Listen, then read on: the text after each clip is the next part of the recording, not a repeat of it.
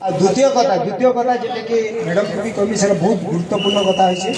आज्ञा मैंने कौन 49,000 टोकनटा प्रकृति आम पठेचु आमर जदि 60,000 चाषी अच्छा 49,000 टोकन आसला पहले 10,000 टोकन जो रही कर्मचारी जहाँ जहाँ भी होते थर से जाऊे भुवनेश्वर के भुवनेश्वर रूटा फेर रिजेक्ट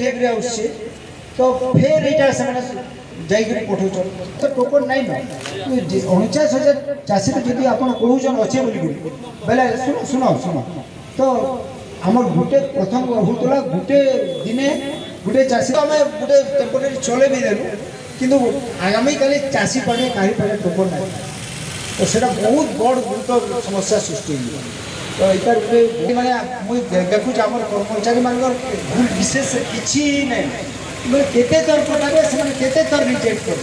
यदि एत अविश्वास व्यक्तिगत भाव में इे शांतनु तुमको आम युव साथी मान को बहुत बहुत धन्यवाद जनाऊे